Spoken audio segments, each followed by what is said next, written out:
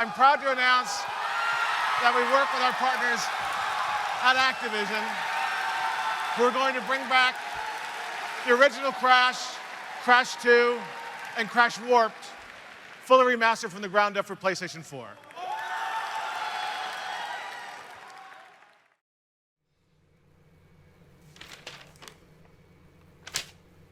Ever since that night, when Crash Bandicoot returned, I noticed something, and I feel like I need to address it. But I'm gonna address it in a professional manner. I'm not gonna name drop anybody who are suspects of this situation. But I will be naming friends, but they won't be thrown in a negative way. So, when Crash came back, right, 4 people in particular, maybe 5, I can't really remember, but it was around 4 or 5, they came back to me. And mind you, these were people that cut me out of their lives because of the whole Crash thing. They didn't agree to an excessive degree. They thought I was crazy. They thought I was stupid or something. I've had 2 people apologize to me. I respect that. I really respect that because, actually, I'll get to that in a bit. You see, it's one thing when you're friends with somebody and you don't agree with them to a certain degree or certain degrees, and then you cut them out of your life. I was cut out of these people's lives. And then it's another thing when you don't agree with your friend, but you still support them and you still want them to be happy. As you guys know, Fred 5107, Voice Legend 25, and even at some points, Square Eye Jack didn't necessarily agree with me on everything Crash related, and that's fine. The reason why it's fine is because they didn't blow it out of proportion. They didn't just wipe me out from their life. It kind of hurts, and it's kind of awkward when the people that cut you out of their lives come back the moment something happens. When Crash Bandicoot came back, about 4 or 5 individuals that I used to know, but that I still acknowledge, period, because I recognized them, they came back. And I don't know how to feel, really. It's great that they apologized. It's surprising that one of them actually thought that I wouldn't remember them. Why the fuck wouldn't I? For those that apologized, thank you.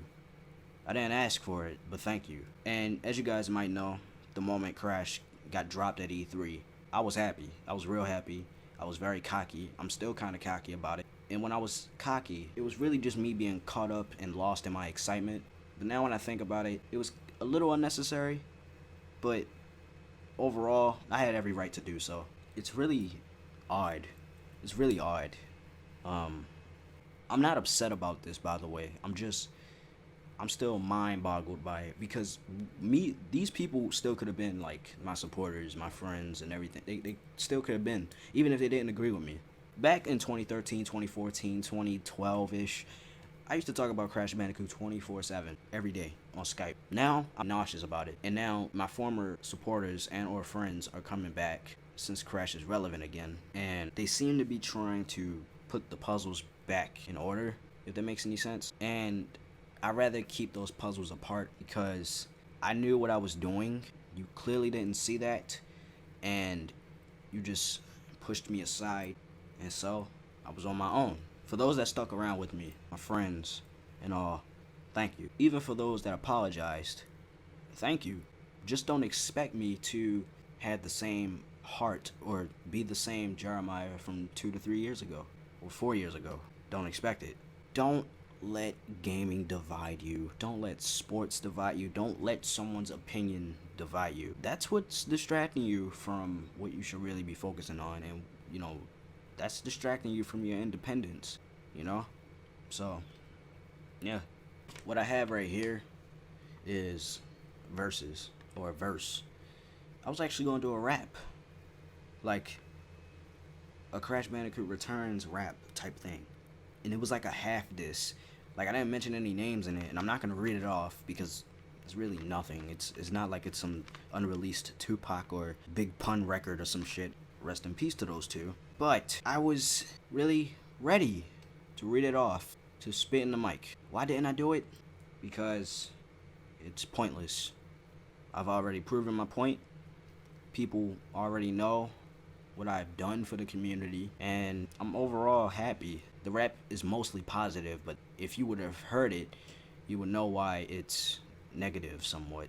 And I didn't want to spread that. Just know this. When someone is devoting their dedication for many people, you have to respect that no matter what the outcomes are, because your perception on the outcome is just the way you think when it's really not a fact. So, do not let opinions divide you from your people. My opinions had my people divide from me. I stuck to the crash thing. I knew what was going on. I saw it 3 years ago, and now I see that it took those people that cut me off, that came back, it took those people last minute at E3 to realize that Jeremiah knew what he was talking about. And a couple didn't apologize, but they don't have to, because I already know why they came back. It's logic. It's connecting the dots one by one till it hits the big circle, and then bam, blows up all in their faces. And then they see that they were in the wrong. So yeah, I hope you guys understand what I'm saying. Hope I was clear enough, and I will see you guys later. And don't let entertainment, pretty much, gaming, sports, all of that shit, don't let that shit fuck with your mentality, because then it could possibly affect, or most likely affect, those around you, even if they're your friends. So just think. It's not hard. I'll see y'all later. Deuces.